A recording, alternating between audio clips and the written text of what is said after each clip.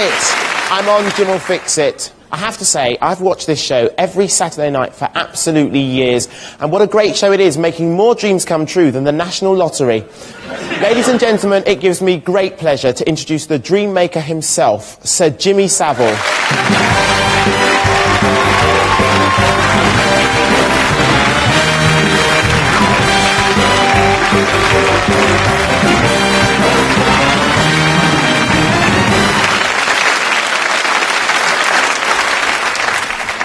Carry on with the work. I will. You do the walking and the working. Yes. I do the sitting and the smoking. First thing we've got to do is walk this way. You sit there, I'll sit here. Okie dokie. OK.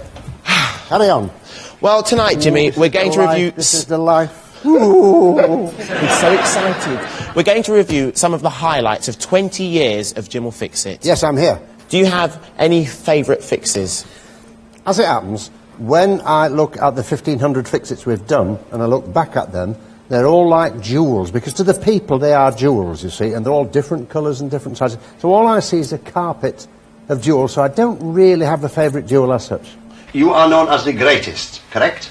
The greatest boxer. Get that straight. Ah, thank you. Not everything. I'm the greatest boxer. Thank you. Not the greatest singer, not the greatest dancer, or mathematician, or educator, but I'm the greatest boxer. I am glad about that, because you cleared up a point on account of my own team that run this TV show, which is watched by many millions of people.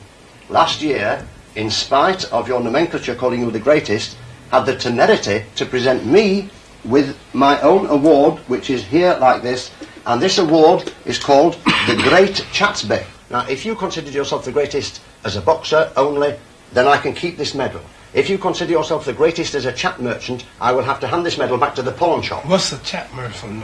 A chat merchant is one given to plenty spieler lots. Plenty rapido, chatty all the time. Well, that might be my title, too. We can have a duel for the best talker. First of all, I might ask you if you could present to these three boys 3 Jim Will Fix It badges, sir. That's one task. I have another couple of tasks for you. These are Jim Will Fix It badges because this morning these boys were at school. They knew nothing of the fact that they would be meeting you this afternoon. There you go, my boy. I hope one day that develop into Olympic medal, gold medal. This is silver. Let me see. Yeah, it's kosher silver. A little cheap, fella. Kosher ain't silver. nothing but paper. One day you might get a real medal. Minted in Jerusalem. We actually mined in See, this Jerusalem. is cheap and it's artificial silver. So let this make you determined to be a great fighter so you can get some real silver. But Now, this will make you think about the real. the next taskmaster is this. These 3 gentlemen have got a very important question, one each, which they would like to ask you. They have You a go question? first. What will you do when you retire from boxing? What will I do when I retire from boxing? I really don't know. I've been offered so many things. They want me to be a professor in some colleges. I don't have time to hang around one campus.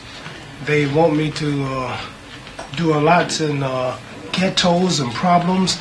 I don't really know. I think what I'll do is be a minister of my Islamic religion. We got problems in America among our people, dope, gang problems. Work with people and our problems in the streets with crime and things like that. Next question. What would you have been if you was not a boxer? If I was not a boxer, I really don't know what I would have been.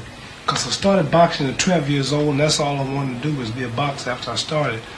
I'd probably, I don't know, probably everyday layman, working, going to some job every day, working 6-7 hours a day, coming home in rush hour traffic. And what type of work I would do, I really don't know. Next. Did you ever used to get into fights when you was in school?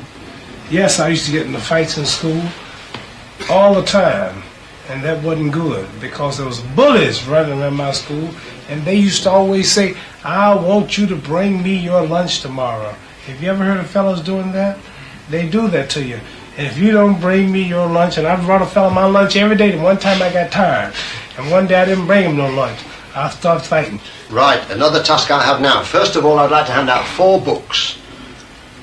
That's one, The Greatest, My Own Story by Muhammad Ali, with a beautiful picture on the back for all the ladies and gentlemen to see, with the words full of wisdom. That's the 3rd book there.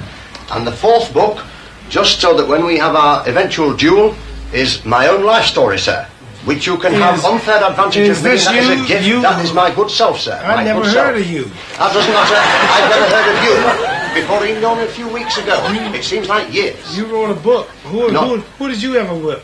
And that is what we call a noble smile, is that? I have your 12. Certainly, because you're smiling the real smile now, not the professional smile, the real smile. And I have one final request. It says, to the master,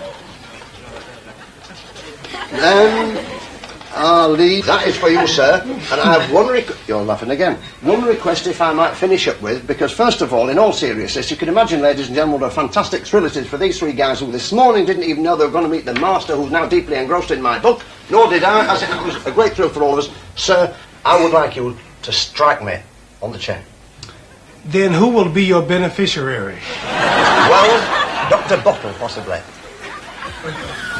Oh! I have been struck on the chin by the master. I give up now. That is the finish. Thank you. Goodbye. I thought I was crazy, but he is.